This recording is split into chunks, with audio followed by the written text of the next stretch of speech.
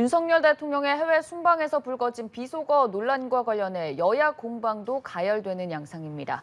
국민의힘은 총력 방어에 나서며 언론사 가운데선 윤 대통령 비속어 영상을 먼저 공개한 MBC 항의 방문까지 예고한 반면 더불어민주당은 윤 대통령이 국민을 기만하고 있다며 외교 안보 라인 문책과 공개 사과를 요구하고 있는데요. 국회 연결해보죠. 임혜준 기자.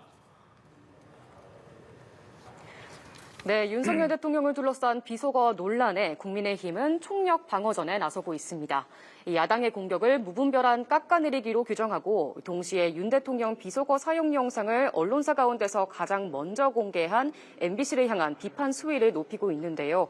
주호영 원내대표는 비대위 회의에서 사실관계 확인이라는 기본조차도 하지 않고 대통령 비속어 프레임을 씌웠다고 해당 언론사를 비난했습니다.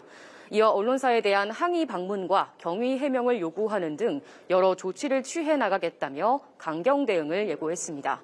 주 원내대표는 야당의 온갖 흠집내기로 순방 성과들이 묻히고 있어 안타깝다며 순방길마다 반복되는 소모적 논쟁은 국가적 자해 행위와도 같다고 지적했습니다. 이에 맞서 민주당은 화력을 더욱 끌어올리며 공세에 나섰습니다. 박홍근 원내대표는 윤 대통령의 오전 출근길 도어 스태핑 발언과 관련해 온 국민이 진솔한 사과를 기대했지만 대국민 사과 없이 적반하장식 발언을 이어갔다고 강하게 비판했습니다. 이어 윤석열 정부의 외교 안보 라인에 대한 대대적 문책을 촉구했는데요. 박진 외교부 장관, 김성한 국가안보실장, 김태효 국가안보실 1차장 등에 대한 경질을 요구하면서 오늘까지 결단을 내리지 않는다면 당 차원에서 해임 건의안을 발의하겠다고 압박했습니다. 이재명 대표는 윤 대통령의 이번 순방을 외교 참사로 규정하면서도 외교 안보 라인에 대한 해임 건의안은 감정적으로 접근할 부분이 아니라 조금 더 사실관계를 명확히 한 뒤 대응해 나갈 필요가 있다며 속도 조절론을 시사했습니다. 자, 이 밖에도 여야가 입법 문제 또 국정감사 증인 채택과 관련해서도 정면 충돌을 이어가는 모습이라고요. 네, 그렇습니다. 국민의힘은 어제 민생 안정과 미래 도약 등을 축으로 한 이 정기국회 10대 중점 추진 법안을 공개했습니다. 최근 민주당이 발표한 7대 입법과제에 대한 맞불 차원인데요.